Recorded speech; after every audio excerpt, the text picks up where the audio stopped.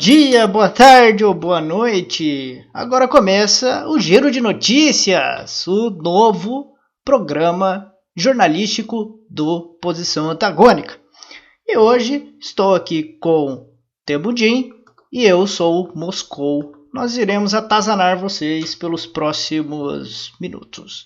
Bom, eu gostaria de começar trazendo uma notícia dessa semana sobre o impeachment do Trump, que foi um assunto bastante comentado nos últimos meses, né?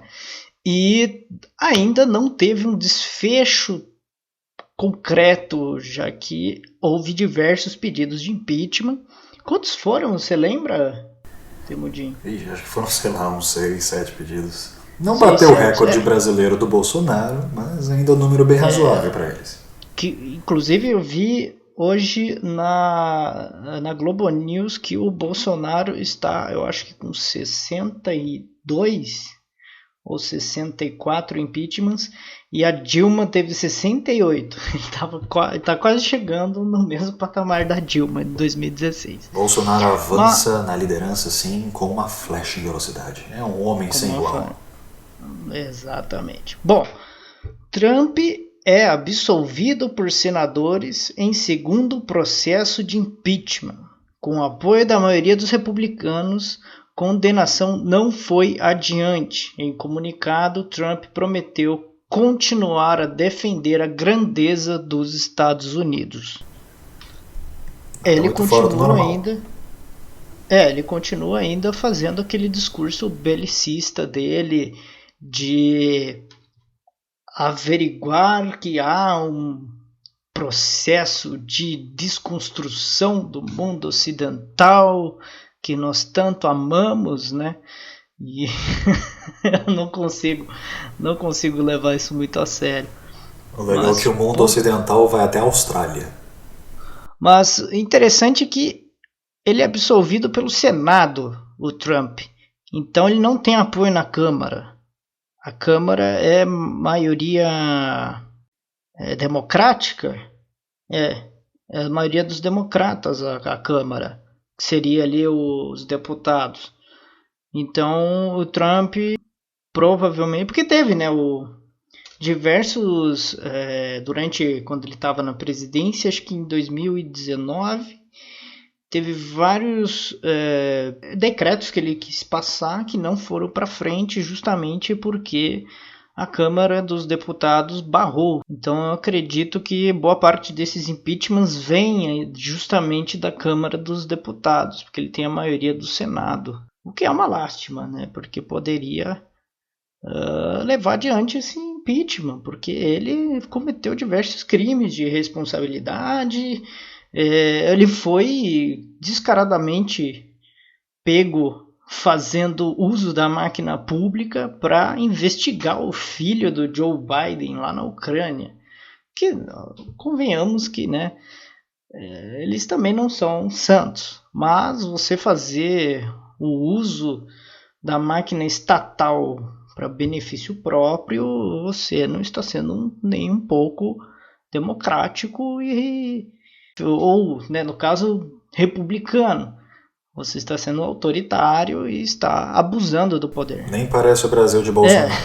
Nem parece. Bom, seguindo isso, a questão dos impeachments, vamos ir aqui voltar os olhos para o Brasil, que eu tenho aqui duas notícias bem interessantes que eu peguei do Sputnik News. Uma falando do decreto alterado nessa semana para compra e porte de arma, que aqui a notícia diz, né? Governo altera 4 decretos para facilitar compra e registro de armas.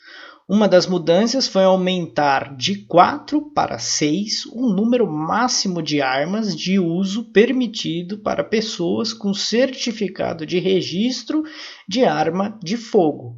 A Secretaria-Geral da Presidência da República divulgou o texto alegando que as medidas são destinadas a entre aspas, desburocratizar procedimento. Não entendi bem quais seriam essa desburocratização, porque se ele só... Uma das mudanças foi aumentar o porte de arma de 4 para 6, ele só aumentou em número que a pessoa possa comprar. Agora, a questão da burocracia, o que ele fez? Ele tirou o teste psíquico que tem que fazer, né? O teste psicotécnico, o teste de...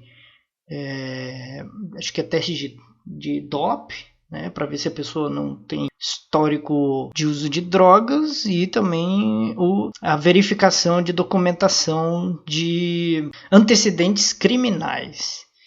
Eu não sei se ele mexeu nisso, porque na notícia não diz sobre isso, só fala dessa mudança no porte de arma, o número de armas que você pode portar, e que é uma coisa específica, porque é para quando o cara ele vai fazer compra de arma para tiro esportivo. Então o indivíduo que poderia antes ter 4 rifles em casa, agora ele pode ter 6 fuzis. Então não sei muito bem qual a diferença desse decreto, no caso da quantidade, né, de 4 para 6, então o cara pode ter um arsenal maior em casa. Mas enfim... A ideia toda é que essas leis de arma passam para o Bolsonaro beneficiar a própria galera dele, porque ele soltou uma vez uma frase dessa, a frase mais bizonha que eu já vi o Bolsonaro falando. Na verdade o Bolsonaro já falou muitas frases bizonhas agora pensando, mas ele falou: tem que armar a população, o povo tem que estar armado. E aí você pensa, tá, então ele vai dar uma 38 para cada brasileiro? Não, ele vai permitir que as pessoas que têm dinheiro possam ter acesso a armas. Olha só que bacana. Então o que ele está fazendo de fato é só ajudando a galera dele. É o miliciano lá, amigo dele, que tem uma quantidade maior de armas em casa do que a justiça permite. Então ele aumentou o número para que não seja um problema tão grande. Então, Joesley, você se livra aí dessas 4 aí extras, aí você fica só com essas 6, tá legal? Não, tá bom. Pronto, deve ser uma coisa assim. Qualquer coisa que venha de arma do Bolsonaro, você espera que é tudo focado para as milícias, porque é o que de fato importa para ele. É as milícias e a polícia militar, que são as duas coisas, instituições do Brasil que estão do lado dele a ferro e fogo. Mas você pensar que são armas que geralmente é de grosso calibre, porque são armas praticamente de guerra, que entram no país, registradas e legalizadas, que muitas vezes acabam caindo na mão de criminosos.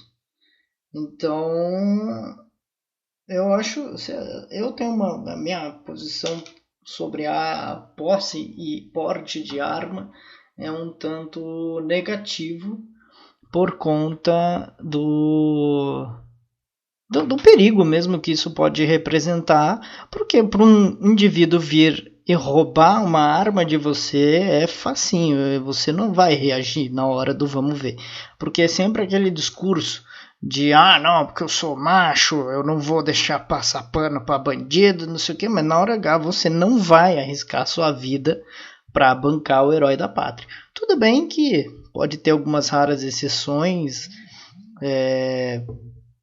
bolsonaristas que realmente acham que eles são Ubermensch. Não, Ubermensch não, porque Ubermensch é outra coisa. Mas bolsonaristas que se acham a raça superior, então eles podem tudo. Só que daí o cara vai, na hora do vamos ver, toma um tiro e morre.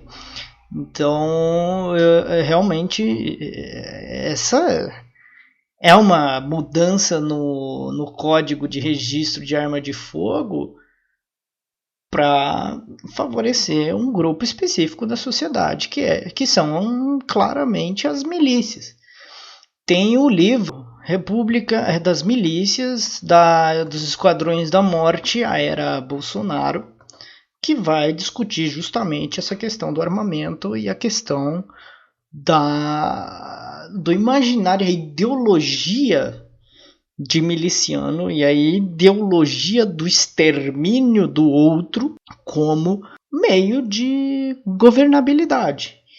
E o Bolsonaro vem dessa época. Ele tem 65 anos, ele nasceu, cresceu e viveu durante o regime militar. Então, essas ideologias estavam no poder naquela época. É compreensível ele ser assim. Mas, claro, que nós não devemos passar pano. Bom, enfim, vamos seguir, né, mais para baixo, porque a coisa é literalmente um precipício. Netanyahu cita cooperação com Bolsonaro sobre medicamentos contra Covid.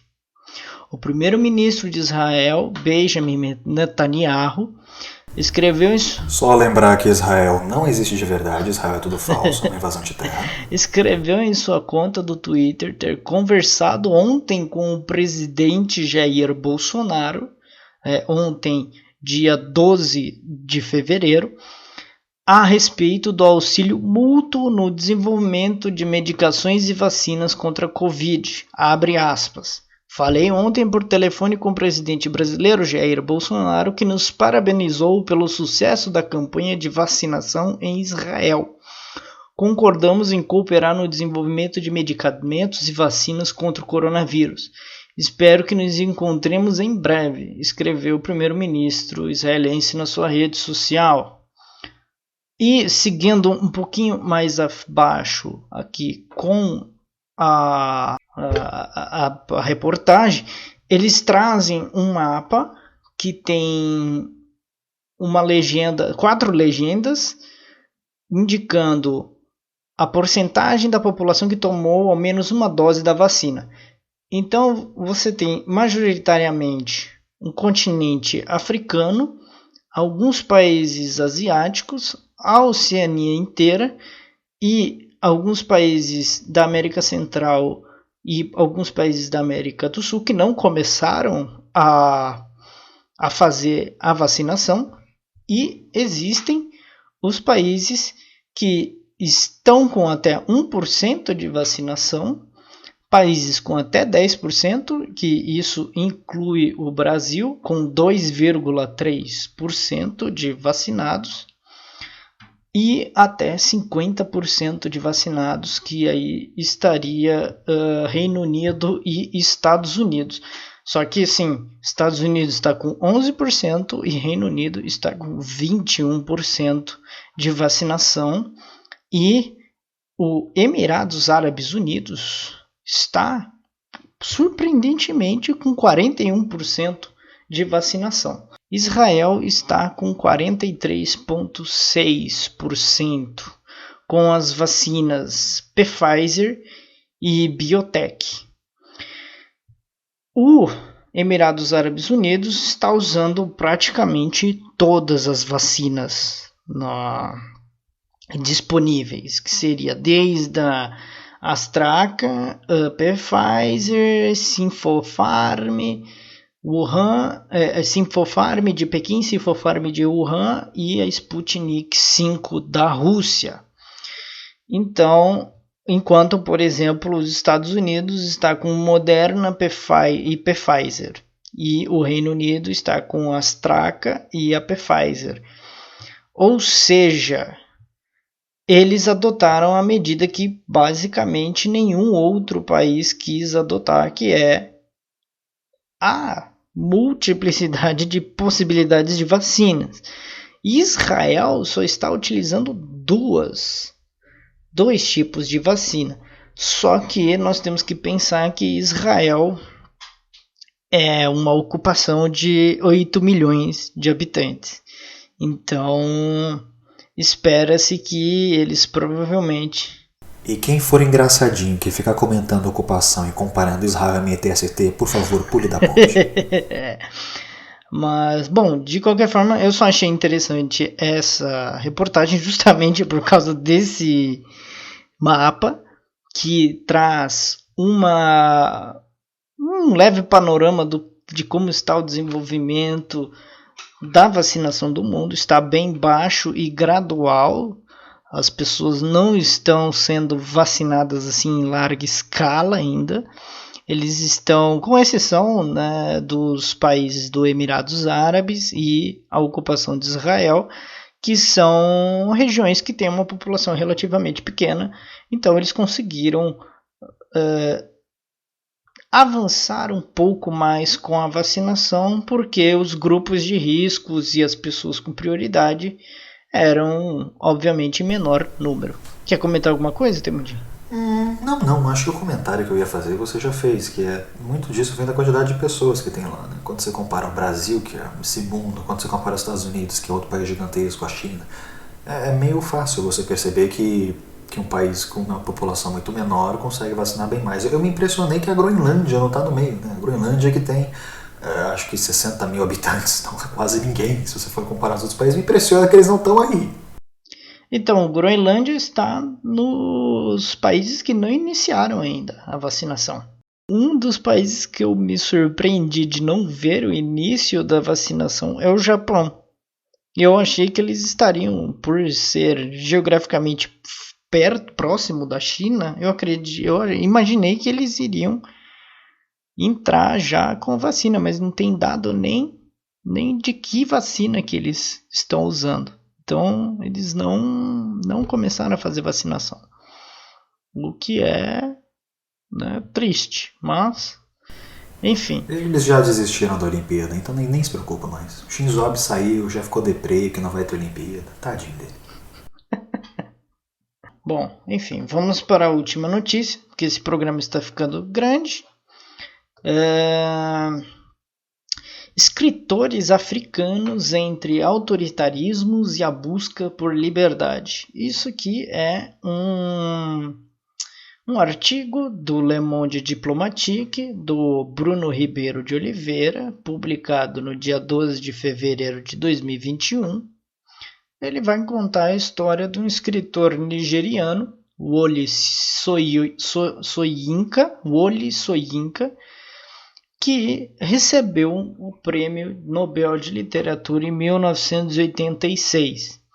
Ele não fazia ideia que iria ganhar esse prêmio, como acho que qualquer outro recebedor de prêmio, né?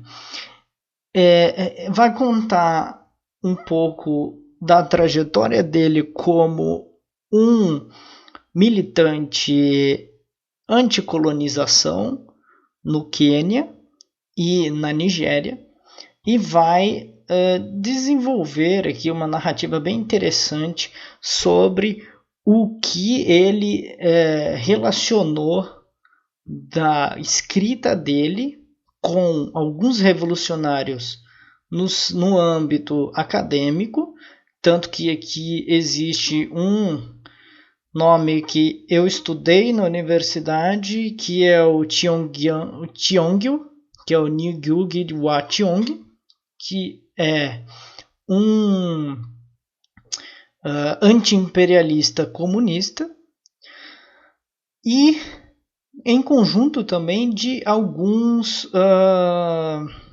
indivíduos da França, alguns acadêmicos franceses, e também ao lado do Chinua Achebe, que também é outro filósofo / marxista. E vale a pena ler. Eu acho que eu vou deixar esse link, pode deixar, né, esse link na descrição do vídeo para quem tiver interesse de ler. E fica aqui a recomendação desse artigo maravilhoso do Le Monde Diplomatique. Bom, vamos para o próximo bloco, que é a coluna de comentários. Coluna de comentários. Vamos começar agora a nossa coluna de comentários. Eu gostaria de passar a palavra para o Temudinho, porque eu falo pelos cotovelos. Coluna de comentários. Ai, gente, esse janeiro, né? Esse pedaço de fevereiro foram uma coisa muito bacana, né? Mas de todas as coisas horríveis que eu tenho a comentar hoje, eu só quero comentar de uma bem específica, chamada Big Brother. Meu Deus, como eu tô cansando desse negócio. Ave Maria. Moscou, você tá acompanhando isso? Espero que não, porque eu também não tô, mas o Twitter me obriga. Eu só tô olhando os comentários das pessoas no Twitter mesmo, porque eu, pra assistir, eu não pra começar, nem televisão eu assisto. Então, é que nem novela. O pessoal aí das antigas vai lembrar que quem não assistia novela, acompanhava novela pela Rádio Peão, como dizem as más línguas, né? As vovozinhas comentando, a moça do lado comentando, todo mundo comentando. Eu em algumas novelas comentava também, então é assim que você descobre sobre novelas se você não assiste novela, né? Você vê o comentário do ônibus ou do metrô. Mas o Big Brother é impressionante, que desde o ano passado, graças à pandemia, né, virou a estima do brasileiro. Esperamos pelo Big Brother. Inclusive ele vai ser maior aparentemente. E aí tem todo aquele bando de coisa, o pessoal fala, piriri, pororó, e gente, assim, do fundo do meu coração, para. Não é parar de assistir, assista, divirta-se, por favor. Mas parar de focar muito nisso, tá? Que eu tô vendo as pessoas perdendo muito foco de coisas importantes, como, não sei se vocês perceberam que teve eleição, tanto na Câmara quanto no Senado, e o Bolsonaro tá com as duas casas. Eu não vi ninguém gritando muito sobre isso, né? Você tem, por exemplo, agora um negócio que vai fazer, entre aspas, independência do Banco Central, que é uma privatização, que também não tô vendo muita gente comentando, mas Big Brother tem o tempo todo, né? Também não tô dizendo pra vocês comentarem, só tô dizendo pra não vamos perder o foco não, porque a situação tá meio braba, e este foi o meu comentário. Eu concordo plenamente com o Temudin, concordo muito com o que ele disse, principalmente pela questão de que o Big Brother é um programa de entretenimento e ele causar esse mal-estar que está causando com algumas situações bizarras de assédio, de violência e tudo mais, é parte do show. Brincar com essas coisas, se utilizar disso para ganhar dinheiro em cima, é o que o sistema capitalista faz há centenas de anos. Então, as pessoas não deveriam dar ibope para isso, porque quanto mais, porque o que eu vejo é aconteceu situações totalmente deploráveis, assim, de se condenar publicamente. Só que isso dá audiência. E mesmo que estejam as pessoas reclamando, tentando cancelar o Big Brother, cara, os diretores da Globo estão cagando e andando para essa moral, se está certo, se está errado. Eles querem dinheiro e eles estão ganhando dinheiro, porque o que dá dinheiro para eles é justamente a visualização dessas coisas mórbidas. Então eu pessoalmente lutaria pelo fim desses tipos de programa, porque isso é nada mais nada menos que a bestialização das relações sociais. Ou, pensando até mesmo de uma forma um pouco mais elitista e acadêmica, poderíamos até dizer que isso é uma síntese do que é a sociedade brasileira hoje, dependendo do ponto de vista que você quer trazer. Mas não tem porquê a gente ficar dando ibope para esse tipo de coisa. Mas, como não adianta falar, eu vou só dar esse pitaco e vida que segue. Enfim, Temudin, vamos pro próximo bloco? Prêmio Otário da Semana. E vamos de prêmio do Otário da Semana. Adoro esse bloco. Todas as vezes que a gente faz, essa é a primeira vez que a gente faz, eu me acabo. Bom, tenho aqui uma empresa de design gráfico chamada Big Brand, que eles postaram o seguinte anúncio de emprego: diretor procura designer gráfica charmosa, cheirosa e talentosa. Isso em letras negritas. Embaixo, nas letras miúdas, escreveu o seguinte: ok, se for designer gráfico com talento e criativo, também serve. Ele só confundiu nas redes sociais com o perfil do Tinder. E para piorar, eles botam o contato deles e carinhosamente diz para participar da equipe. Aí passou-se, eu acho que 1 ou 2 dias, eles vieram com uma carta de desculpas para o público. E ela foi separada em 5 tópicos. Tópico 1. O anúncio de recrutamento foi eliminado porque não somos uma lavandaria ambulante, mas sim uma empresa de produção e implementação de comunicação visual e imagem corporativa. Top. Calma, uma lavanderia ambulante? Mas eles escreveram lavandaria. Eu não sei se é essa. Tá, mas... Eu não sei. Calma, por que eles se compararam a uma lavanderia ambulante? Como é que você faz uma lavanderia ambulante? Você coloca a máquina de lavar no carrinho e vai embora? Eu acredito que tenha sido pelo charmosa, cheirosa e talentosa. Porque associou... Calma. Vai virar o lema do novo homo, né? Homo, cheiroso, charmoso. Ou então aquela palha de aço que era aquele cara que era careca, que sempre aparecia na televisão quando era pequeno. Bombril, isso. Eles faziam umas propagandas assim. Bom, segundo tópico, o buraco é mais embaixo. Foi feito com o intuito de piropo simpático. É verdade que estava longe de imaginar que o sexismo era um assunto tão polêmico. Ou seja, eles assumem que foi sexista. Valorizo a igualdade de gêneros e o respeito mútuo entre as pessoas. E não vale só apregoar, mas sim contribuir para o diálogo são e construtivo. Terceiro tópico, se foi infeliz... Antes de ir para o terceiro tópico, caros ouvintes, essa empresa, é porque o prêmio do Otário da Semana é uma coisa muito importante para nós. Então essa empresa ela foi discutida a priori, né, antes de nós gravarmos. E nós dois ficamos coçando a cabeça para descobrir o que era um piropo. Eis que descobrimos. Piropo simpático. Piropo simpático ainda, não é qualquer tipo de piropo. E assim, o que diabos é um piropo? A gente vai deixar o link na descrição para vocês verem. É o melhor site de piropos que vocês podem encontrar. Está aqui feito.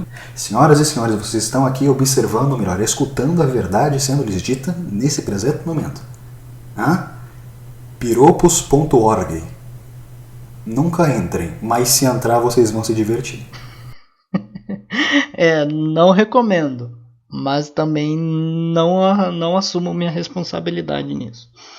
Bom, eu imagino que vocês sejam grandinhos, então não entrem em piropos.org, piropos, não entrem. Eu ficaria mais constrangido se fosse .gov, mas ainda bem que não é. Eles perderam a chance. Só para constar, para não deixar vocês aqui sem entender, piropo aparentemente nós descobrimos que é a palavra em espanhol para cantada. Então imaginem as coisas horrendas que vocês vão encontrar.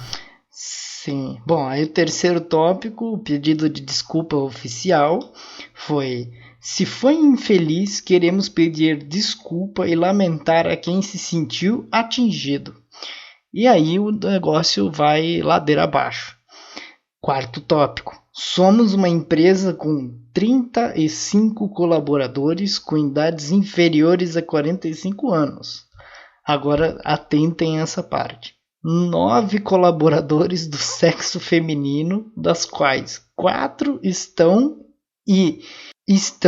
Nossa, eles escreveram muito errado esse negócio aqui. Das 4 estão e estiveram em licença maternidade. E 26 colaboradores do sexo masculino, 2 dos quais estavam em licença de paternidade. Senhoras e senhores, quando você entra numa empresa e eles te chamam de colaborador, tem uma coisa muito errada, porque você é funcionário, tá? Colaborador é só um glitterzinho, uma gourmetização da palavra para você não se sentir tão abaixo do que você realmente é. Olha só que bacana. Bem-vindos, senhoras e senhores, à exploração do século XXI. Isso começou lá para 2015, por aí, quando começou essa história toda de empreendedorismo. Escravidão pós-moderna. Escravidão. É o pessoal do Uber, que a gente vai ter que fazer um episódio exclusivo sobre isso. O Uber e o iFood, que são 2 demônios na Terra, que é exatamente isso. Eles não enxergam as pessoas que trabalham para eles como funcionários, assim como colaboradores. E as pessoas não se veem como colaboradores, então elas não pensam que... A maioria, claro que tem muita gente que pensa, tem muita gente organizada, não vamos generalizar, mas o pessoal começa a pensar que não, eu não sou um funcionário, um funcionário, eu sou um colaborador. Então, se o rapaz lá em cima não quer passar o meu salário, tudo bem, eu posso esperar um pouco mais, porque eu sou um colaborador. Tudo bem que eu estou exagerando um pouco nessa história, é fato, eu estou aqui fazendo um exagero para ficar bem inteligível, mas percebam o nível rasteiro, né? Você troca a palavra e aí você faz a pessoa... Não digo pela semiótica, porque você não está necessariamente vendo alguma coisa, mas uma coisa meio que semiótica, você acaba se vendo de outro jeito. Não, você não é seu patrão, você está trabalhando com uma pessoa, você é funcionário. Enfim. E aí a gente chega na segunda parte, que é a parte Bolsonaro, né? Que tem 2 ministras que valem por 5, se a memória não me falha, e aqui eles têm, quantas? 9 funcionários, é isso? 9 funcionárias, 4 que estavam grávidas e eles botaram em licença maternidade como se fosse um favor. Bom, essas 4, exato, não é um favor, é obrigação, é direito. Obrigação do empregador. E aí, para finalizar, ele, nossa, o último.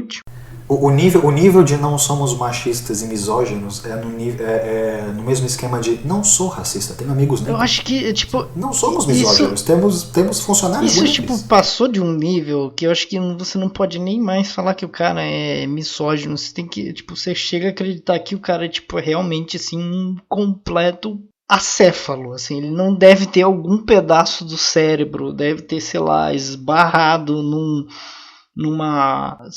caminhonete e quebrou a cabeça e arrancou um pedaço do cérebro, porque essa desculpa final assim não faz o menor sentido e eles ainda conseguem tipo voltar a estaca zero.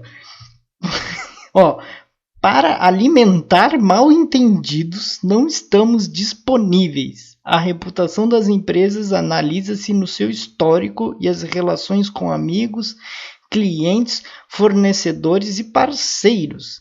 E só eles conseguem analisar os nossos valores e missão. Muito obrigado. Só para lembrar que valor e missão não significa nada. Não, mas eles simplesmente falam para alimentar mal entendidos. Eles jogam na sua cara, tipo, a gente falou isso mesmo e foda-se. Eu acho que eles só escreveram errado. Era como se fosse para não alimentar mal entendidos. Do jeito que o português está nessa, entre aspas, carta de desculpa, não dá para se imaginar muito mais do que isso, né? Do jeito que o cara escreveu essa carta, realmente, assim, tá com erros de português grotescos, palavras faltando, mas não deixa de ser engraçado, porque ele simplesmente faz todo um pedido de desculpa e no final ele simplesmente fala que não se responsabiliza pelos mal entendidos. Então, para esta empresa, fica aqui o nosso prêmio Otário da Semana. Parabéns! Foi difícil, tá? Porque toda vez que vocês não conseguem passar o governo federal, aí a gente tem que dar o prêmio do governo federal. É um prêmio muito, muito concorrido, como vocês podem imaginar. Fica aí meus parabéns, vocês ganharam do governo federal essa semana. Quem sabe da próxima vocês percam. Parabéns ao Big Brand pelo seu feito, os seus erros de português também e o seu piropo simpático. E lembrem-se, crianças, jamais confundam suas contas. É muito feio quando alguém coloca alguma coisa que não deveria estar ali. Exatamente. Bom, muito obrigado pela sua participação. Encerramos o programa com essa pérola e nos vemos na próxima semana. Não se esqueçam, senhoras e senhores, a coisa mais importante que vocês podem fazer. Se o vídeo é longo, assista em velocidade 2.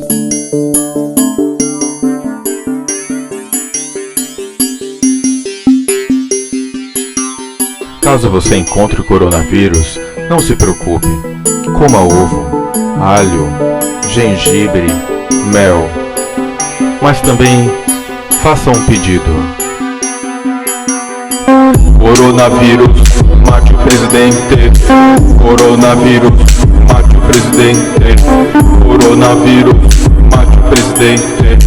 Coronavírus, mate o presidente.